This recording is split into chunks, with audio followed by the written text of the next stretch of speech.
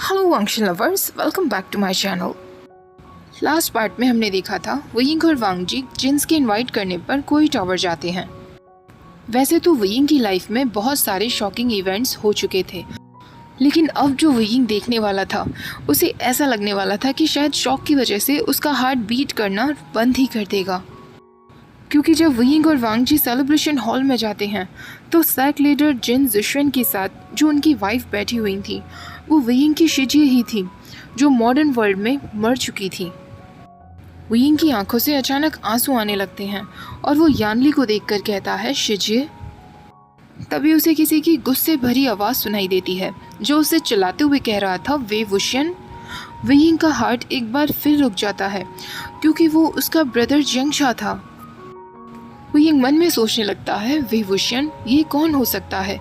क्या ये मेरी शिजिए और जंगशा नहीं है? वयिंग की हालत देखकर वांगजी जो उसके पास ही खड़ा था वो भी एकदम फ्रोजन हो गया था। वो वयिंग से कहता है वयिंग क्या हुआ? वयिंग कुछ नहीं कह पा रहा था, वो बस अपनी लिविंग सिस्टर की तरफ देखे ही जा रहा था जो उसके वर्ल्ड में मर चुकी थी।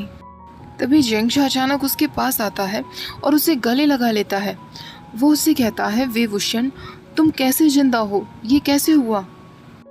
वयिंग जंगशा को बस देखे जा रहा था क्योंकि ये उसका वही लिटिल ब्रदर था जिसने मॉडर्न वर्ल्ड में 1 साल तक उससे बात नहीं की थी क्योंकि वो शिजिए की मौत का जिम्मेदार वयिंग को मानता था। जब यानली भी वयिंग को वहाँ नोटिस करती है उसकी आंखों से आंसू आने लगते हैं और वो वयिंग से कहती है आशियन, क्या ये सच में तुम हो? वयिंग के आंसू अब बुरी तरह बह रहे थे। वो खुद को जंगशा से हटाता है और वहाँ से भाग जाता है। वो तुरंत अपने रूम की तरफ आता है और दरवाज़ा बंद कर लेता है। वयिंग को खुशी थी कि वो शिजी को यहाँ देख पाया, लेकिन वो अभी भी बहुत गिल्टी फील कर रहा था और वो उनकी तरफ नहीं देख सकता था। वो खुद को रूम में बंद कर लेता है। तभी बाहर से यानली की आवाज़ आती है, आशियन। वयिंग रूम के अंदर से ही कहता है मुझे माफ़ कर दीजिए शिजी, मैं आपका आशियन नहीं हूँ। यानली कहती है मास्टर लैन ने मुझे तुम्हारी सिचुएशन समझा दी है, फिर तुम्हें आइंग बुलाना ठीक रहेगा। वयिंग को अपने पुराने दिन याद आ जाते हैं और वो यानली से कहता है नहीं, आप मुझे आशियन ही बुलाइए। यानली उससे कहती है कुछ सालों पहले हमने आशियन और हमारे पेरेंट्स को एक वार में खो दिया था। तभी वयिंग कहता है मुझे माफ़ कर दीजिए लेकिन मैं वो नहीं हूँ। यानली कहती है मैं जानती हूँ और प्लीज़ माफ़ी मत मांगो आशियन। क्या तुमने भी अपनी शिजिए को खो दिया है जिस तरह हमने अपने आशियन को खो दिया? वयिंग रोते हुए कहता है हाँ शिजिए, और वो सारी मेरी गलती थी। तो यानली उससे कहती है प्लीज़ दरवाज़ा खोलो। यानली की रिक्वेस्ट करने पर वयिंग दरवाज़ा खोल देता है। यानली उससे कहती है क्यों ना तुम मुझे सारी बातें बताओ। जंगशा और वांगजी भी अंदर आते हैं। वांगजी वयिंग के बहुत पास ही खड़ा था। जंगशा उससे कहता है तो तुम वयिंग हो, तुम वे वुशियन नहीं हो?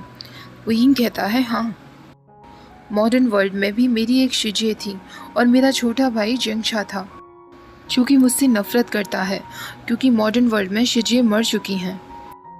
जंगशा अचानक से शॉक्ड होते हुए कहता है कैसे और क्यों?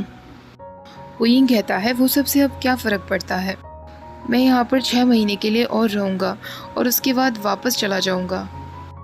तभी यानली कहती है क्यों ना तुम एक बार लोटस कोव विजिट करो, जंगशा को भी अच्छा लगेगा। वयिंग कहता है हाँ बिल्कुल, लंजा भी मेरे साथ चलेगा। तभी वांगजी कहता है ठीक है अगर तुम चाहते हो तो। तभी वयिंग को याद आता है कि शिजिए प्रेग्नेंट हैं और वो जंगशा से कहता है जंगशा, जब मैं तुम्हें लोटस कोव विजिट करूँगा उसके बाद हम दोनों यहाँ आएंगे जब शिजिए का बेबी बॉर्न होगा, और मेरे साथ लंजा भी होगा क्योंकि मैं लंजा के बिना कहीं नहीं जाता। वयिंग, यानली और जंगशा आपस में काफ़ी सारी बातें करते हैं। उसके बाद वो सब अपने अपने रूम में चले जाते हैं। अब गेस्ट रूम में वयिंग और वांगजी अकेले थे।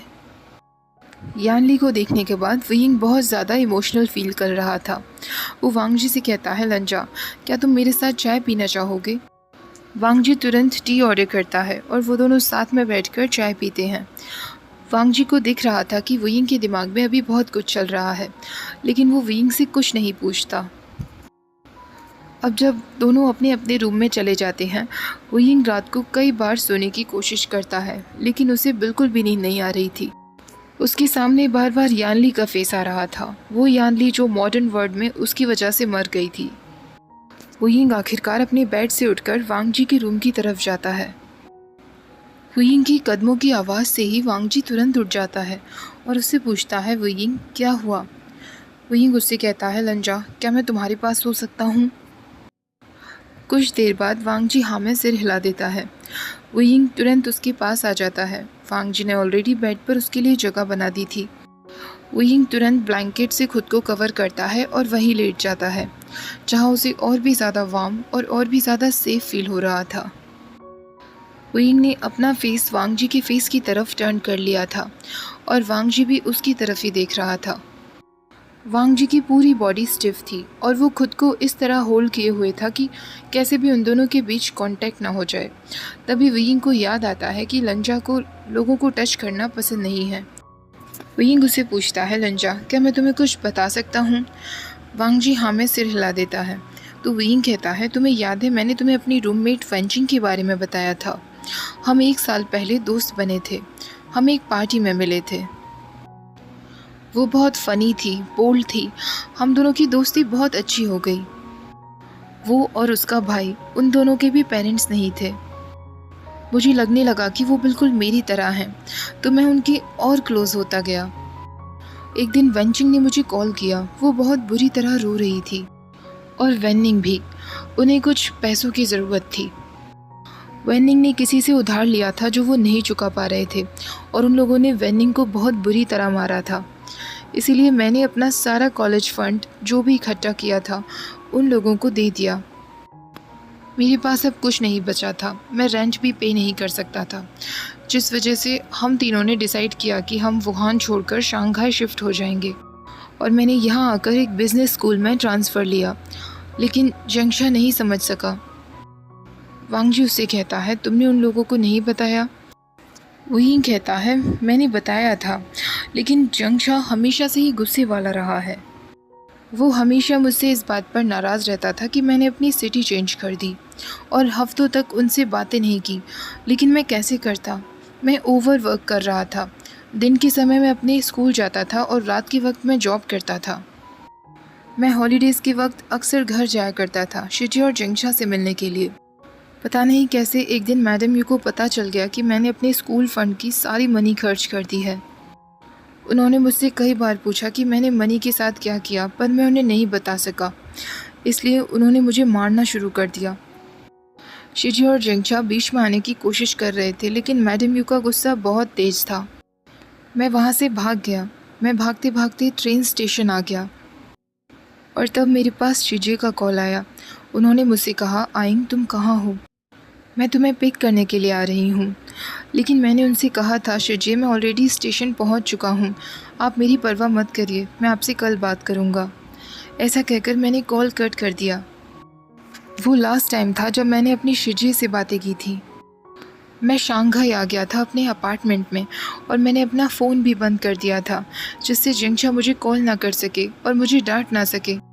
अगली सुबह जंक्षा मुझे ढूंढते हुए आया और उसने मुझसे कहा कि शिजी अब नहीं रही। मुझे नहीं पता था कि शिजी सच में स्टेशन तक आना चाहेंगी मुझे पिक करने के लिए और उनका एक्सीडेंट हो जाएगा। इससे पहले कि वो हॉस्पिटल तक जा पाती, वो मर चुकी थी। वांग जी फील कर सकता था कि हुयिंग इस वक्त रो रहा है। उसके आंसुओं से पिलो भी पूरी तरीके से वेट हो गया था। वांग जी उससे कहता है, हुयिंग इसमें तुम्हारी कोई गलती नहीं थी। तुमने जो भी कुछ किया अपने दोस्तों के लिए किया। तुम भी बाकी सब की तरह हैप्पीनेस डिज़र्व करते हो, तो कभी भी ये मत कहना कि इस सब में तुम्हारी गलती थी। हुयिंग को इस वक्त सच में एक वांग जी जैसे सपोर्ट की ज़रूरत थी। वांग जी अब उसका कंफर्ट जोन बन चुका था। वांग जी हुयिंग को टाइटली ब्लैंकेट उड़ाता है और उससे कहता है, अब तुम्हें सो जाना चाहिए, कल तुम्हें अपने सिबलिंग से फिर से मिलना है ना? हुयिंग हाँ में सिर हिला देता है और उसे अपना दिल सच में बहुत लाइट फील हो रहा था। अगले दिन से हुयिंग, जंक्षा और यानली में काफ़ी सारी बातें हुई थी। हुयिंग ने उन्हें अपनी पूरी स्टोरी बताई कि किस तरह वो यहाँ पहुँच गया और मॉडर्न वर्ल्ड के बारे में भी सब कुछ बताया। बाकी के दिन लानलिंग में उनके काफ़ी अच्छे बीते थे। अब वो दोनों क्लाउड रिसेस वापस आ गए थे। वयिंग की रिक्वेस्ट करने पर इस बार वांगजी वयिंग को नाइट हंटिंग पर अकेले लेकर जाता है। उनके साथ जूनियर्स नहीं थे, तो वो जितना दूर चाहें उतना दूर ट्रैवल कर सकते थे। लैंडलिंग ट्रिप के बाद वो दोनों एक दूसरे के और नज़दीक आ गए थे। वयिंग कभी कभी सोचता था कि जब 4 महीने बाद उसका वापस जाने का समय आएगा तो वो वापस जा भी पाएगा या नहीं। अपने नाइट हंट की पहली रात वो दोनों एक इन में ठहरते हैं। हमेशा की तरह वांगजी पे करता है। वयिंग को अब ये सब की आदत हो गई थी, लंजा के साथ एक रूम में रुकना और उसके पास सोना। वांगजी उसे एक सेफ्टी ब्लैंकेट की तरह लगता था। वो ड्रिंकिंग इंसिडेंट जो लास्ट नाइट हंट पर हुआ था, वयिंग ने वो फिर से रिपीट नहीं किया था, क्योंकि लंजा इस बात से उस पर बहुत नाराज़ हो गया था, और दूसरी बात, अकेले में ड्रिंक करने में वयिंग को बिल्कुल मज़ा नहीं आता था। अगले दिन जब वयिंग अपने लिए अल्कोहल ऑर्डर करता है तो इस बार वो वांगजी से भी पीने के लिए पूछता है। वो उससे कहता है, हांगगुनजुन, क्या तुम बस एक बार मेरे साथ ड्रिंक करोगे, और वाइन का कप उसके सामने रख देता है। वांगजी काफ़ी टाइम तक उस कप को घूरता रहता है। उसके बाद हाँ में सिर हिलाते हुए एक बार में ही पूरी वाइन पी जाता है। वयिंग ये देखकर बिल्कुल शॉक्ड रह जाता है। उसने बिल्कुल नहीं सोचा था कि लंजा एक बार में उसकी बात मान लेगा। वयिंग को ये दिन अपनी लाइफ का बेस्ट दिन लग रहा था। वो वांगजी से कहता है, लंजा, तुम पर मेरी कंपनी का बुरा प्रभाव पड़ता जा रहा है। ज़रा खुद को देखो, तुमने एक बार में ही ड्रिंक कर लिया। वांगजी उससे कुछ नहीं कहता, बस ना में सिर हिला देता है। वांगजी का फेस बिल्कुल ब्लैंक था, एकदम कलरलेस। वांगजी का फोरहेड एकदम से टेबल को हिट करता है। वांगजी एकदम अनकॉन्शियस हो जाता है। वयिंग उसके मुंह के सामने अपना हाथ ले जाता है, उसके चीक्स को पिंच करता है, लेकिन वांगजी की तरफ से कोई रिस्पॉन्स नहीं आता। वयिंग कहता है, लंजा, तुम्हें मेरे साथ ड्रिंक करना था और तुम सो गए, ये तो गलत है। कुछ टाइम तक वयिंग ऐसे ही बैठा रहता है। वांगजी होश में आने लगता है। उसके फेस पर बहुत स्ट्रेंज एक्सप्रेशंस थे। वयिंग उससे पूछता है, लंजा, क्या तुम ड्रंक हो? वांगजी हाँ में सिर हिला देता है। वयिंग हंसने लगता है और उससे कहता है, लंजा, मेरे दिमाग में एक आइडिया आया है, क्यों ना हम एक फ़न गेम खेलें। मैं तुमसे एक क्वेश्चन पूछूंगा, तुम आंसर देना, फिर तुम मुझसे एक क्वेश्चन पूछना, मैं आंसर दूंगा। वांगजी अपनी ड्रंकन स्टेट में ही हाँ में सिर हिला देता है। वयिंग कहता है, ठीक है, तो फिर पहले मेरा क्वेश्चन, क्या तुम्हें कभी भी कोई वुमेन अच्छी लगी है? वांगजी मना कर देता है। वयिंग कहता है, ठीक है, अब तुम्हारी बारी है। वांगजी पूछता है, तुम्हें अपने घर से सबसे ज़्यादा किसकी याद आती है? वयिंग कहता है, मेरे फ्रेंड्स की, शिजिए की और जिंगशा की भी। वयिंग उससे कहता है, अब मेरी बारी है, लंजा, क्या तुम मुझे पसंद करते हो? वांगजी तुरंत हाँ कर देता है। वयिंग को अचानक से एक वार्म फीलिंग होती है। वो आगे वांगजी से और पूछना चाहता था कि वो उसे किस तरीके से पसंद करता है, क्या वो उसके लिए वैसे थॉट्स रखता है। तभी वांगजी कहता है, क्या तुम मुझे पसंद करते हो? वयिंग कहता है, लंजा, ये भी कितना फालतू क्वेश्चन है। ऑफ कोर्स मैं तुम्हें पसंद करता हूँ, किसी से भी ज़्यादा, सबसे ज़्यादा मैं तुम्हें पसंद करता हूँ। उन दोनों का वो गेम काफ़ी लंबे समय तक चलता है और आखिरकार वयिंग को लास्ट में एक शेमलेस क्वेश्चन पूछने का सोचता है। वयिंग उससे कहता है, लंजा, क्या तुम्हारा कभी वो करने का मन करता है? मेरा मतलब है किसी को अपने बेड पर ले जाना। वांगजी अपने कम्प्लीटली स्ट्रेट फेस के साथ फिर से हाँ में सिर हिला देता है। वयिंग का मुंह एक बार फिर खुला का खुला रह गया था। अब वांगजी के क्वेश्चन पूछने की बारी थी। वांगजी उससे कहता है, तुम किसके साथ रिश्ता बना चुके हो? तुमने एक बार कहा था कि तुम किसी के साथ सो चुके हो। वयिंग हंसने लगता है और उससे कहता है, लंजा, क्या ये क्वेश्चन बहुत ज़्यादा शेमलेस नहीं है? वांगजी जब उसका कोई जवाब नहीं देता तो वयिंग कहता है, ठीक है, मैं तुम्हें बताता हूँ। ये तब की बात है जब मैंने कॉलेज शुरू ही किया था। मैं एक पार्टी में था जहाँ मैं एक लड़के से मिला था। उसके बाद हम उसके घर गए और वहाँ जो भी कुछ हुआ वो बहुत एम्बैरेसिंग था। मैं जब होश में आया तो मैं सीधे अपने घर आ गया था। ये सुनने के बाद वांगजी के फेस पर एक वियर्डली गुस्से वाला लुक था। वयिंग सोचता है कि उसे तुरंत कॉन्वर्सेशन को चेंज करना चाहिए और वो वांगजी से पूछता है, तुम्हारा फेवरेट फ्लावर क्या है? वांगजी उससे कहता है, जैनशंस। और कुछ टाइम बाद वो उससे पूछता है, वयिंग ने आज तक कितने लोगों को किस किया है? वयिंग कहता है, लंजा, मुझे नहीं याद, और तुम अजीब से क्वेश्चंस क्यों पूछ रहे हो? तुम मुझे बुली कर रहे हो। वांग जी अब ज़्यादा ड्रंक नहीं दिख रहा था। वो एक गहरी आवाज़ में वयिंग से कहता है, तुम्हें नहीं करना चाहिए। वयिंग उससे पूछता है, मुझे क्या नहीं करना चाहिए लंजा? वांग जी टाइटली उसका हाथ पकड़ लेता है और उसे बेड की तरफ खींचने लगता है। वांग जी फोर्सफुली वयिंग को अपने पास खींचता है और उसका सिर अपने चेस्ट पर रख लेता है। वयिंग उससे कहता है, लंजा, इस तरह लोगों को अपने पास सोने के लिए फोर्स करना बिल्कुल पोलाइट नहीं है। लेकिन वांग जी अपने हाथ से वयिंग की वेस्ट को टाइटली पकड़ लेता है और वयिंग भी उससे अलग होने की कोशिश नहीं करता। वयिंग उसके इतने नज़दीक था कि वो वांग जी की बढ़ती हार्ट बीट्स को सुन सकता था और वो उससे आ रही सैंडलवुड स्मेल को भी फील कर सकता था। वयिंग भी उसको टाइटली हग कर लेता है और दोनों इस तरह ही सो जाते हैं। अगली सुबह जब वयिंग जागता है तो वो बेड में बिल्कुल अकेला था। वांग जी ब्रेकफास्ट टेबल के पास बैठा हुआ था। वयिंग को सारी बातें याद आती हैं कि रात को क्या हुआ था। उसे थोड़ा सा गिल्टी फील होता है ये सोचकर कि शायद उसने वांग जी की ड्रंक हालत का फ़ायदा उठाया। जैसे ही वांग जी और वयिंग दोनों एक दूसरे को देखते हैं, दोनों एक दूसरे का नाम लेते हैं। तभी वयिंग उससे कहता है, तुम पहले कहो। वांग जी उससे कहता है, मुझे याद नहीं है कि कल क्या हुआ था। वयिंग को थोड़ा सा रिलीफ फील होता है और वो वांग जी के साथ थोड़ी शरारत करने का सोचता है। वो उससे कहता है, लंजा, तुम्हें कुछ नहीं याद? तुम लास्ट नाइट मेरे साथ कितना रफ थे। तुमने रात को मुझे अपने साथ सोने पर मजबूर किया। मेरी पूरी वेस्ट पर बहुत सारे निशान होंगे। जिस तरह तुमने मुझे टाइटली पकड़ लिया था, किसने सोचा था कि हांग वनजुन ऐसी हरकतें भी कर सकते हैं। ये सब सुनने के बाद वांग जी के फेस का तो जैसे रंग ही उड़ गया था। वयिंग ज़ोर ज़ोर से हंसने लगता है और उससे कहता है, लंजा, तुम क्या सोच रहे हो? क्या तुम्हें लग रहा है कि तुमने मेरे साथ कुछ गलत किया? वयिंग को हंसता हुआ देखकर वांग जी को इरिटेशन होने लगती है और वो उठकर वहाँ से जाने लगता है। वयिंग उससे कहता है, लंजा, इस तरह मुझे इग्नोर मत करो।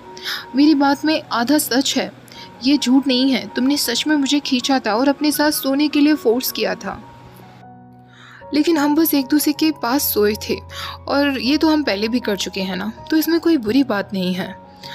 वांग जी गहरी सांस लेता है और वयिंग का कोई जवाब नहीं देता। वयिंग अब पाउच बनाते हुए कहता है, लंजा, मैं सच कह रहा हूँ, तुमने लास्ट नाइट कोई एम्बैरेसिंग हरकत नहीं की।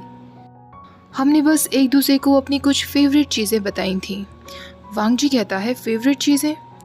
वयिंग कहता है, हाँ, जैसे कि तुमने मुझे बताया कि तुम्हारा फेवरेट कलर ग्रे है, मेरा फेवरेट कलर रेड है, और तुमने मुझे ये भी बताया कि तुम्हें रैबिट्स पसंद है। बस कुछ इसी तरीके की बातें हुई थी। कल मुझे तुम्हारे साथ ड्रिंक करके बहुत अच्छा लगा। तुम आज से मेरी फेवरेट कंपनी हो। हमें एक साथ और भी इस तरीके के दिन बिताने चाहिए लंजा। वांग जी का फेस अब थोड़ा सा लाइटन अप होते हुए दिख रहा था और वो स्लाइटली हाँ में अपना सिर हिला देता है। वयिंग अब उससे कहता है, लंजा, तुम्हें पता है ना कि मुझे एक दिन जाना है और मुझे पता भी नहीं है कि मैं वापस कब आऊँगा। ये बात सुनकर वांग जी का फेस थोड़ा सा डाउन हो जाता है। वयिंग अपनी बात कंटिन्यू करते हुए कहता है, मुझे यहाँ बहुत अच्छा लगता है, लेकिन मुझे वहाँ भी जाना होगा ना। वहाँ वेंचिंग, वेनिंग, जंगचा, वो सब मेरा इंतज़ार कर रहे होंगे। इतने दिन तुम्हारे साथ रहने के बाद अब मेरे लिए बहुत डिफ़िकल्ट होगा वापस जाना। वांग जी अब उससे कहता है, वयिंग, क्या तुमने फेटेड मीटिंग्स वाले टेक्स्ट को अच्छे से पढ़ा था? वयिंग उससे कहता है, नहीं, लेकिन तुम अचानक से ये क्यों पूछ रहे हो? वांग जी कहता है, वयिंग, एक बार अगर तुम जाओगे तो वापस नहीं आ सकोगे। वयिंग अचानक से लो फील करने लगता है और वो वांग जी से कहता है, मैं समझा नहीं, तुम्हारे ब्रदर ने तो कहा था ना कि एक वुमेन थी जो हमेशा इस तरह आया जाया करती थी। वांग जी कहता है, हाँ, लेकिन उसके लिए एक लिंक का होना ज़रूरी है इन दोनों वर्ल्ड में। उस वुमेन के पास उसका हस्बैंड था जो उसका सोलमेट था। वयिंग कहता है, तो इस तरह तुम मेरे पास होना लंजा। वांग जी उससे कहता है, ये इतना सिंपल नहीं है वयिंग। जैसा कि ब्रदर ने कहा था, यूनिवर्स दो लोगों को एक दूसरे की तरफ पुश करती है, लेकिन फाइनल स्टेप तो हमारे ऊपर ही होता है ना। वयिंग उससे कहता है, मैं समझ गया, तो हमें वैसा बनना होगा, लेकिन इस तरह तो तुम्हें मेरे साथ मेरे वर्ल्ड में आना होगा। वो तुम्हारे साथ अनफेयर होगा लंजा। वांग जी उससे कहता है, अगर हम एक दूसरे को उस तरह देखेंगे तो। इसके बाद वांग जी कुछ नहीं कह पाता। वियिंग को बिल्कुल ऐसा फील हो रहा था जैसे उसका दिल टूट रहा है। वांग जी उसके लिए ऑलरेडी बहुत कुछ कर चुका था। अब वो वांग जी से ये नहीं कह सकता था कि वो उसके लिए फीलिंग्स रखने लगे। वो लंजा को अपने वर्ल्ड को छोड़ने के लिए फोर्स नहीं कर सकता था।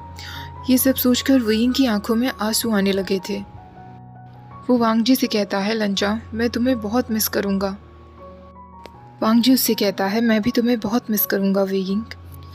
ओके गाइज, आज का पार्ट यही ख़त्म करते हैं।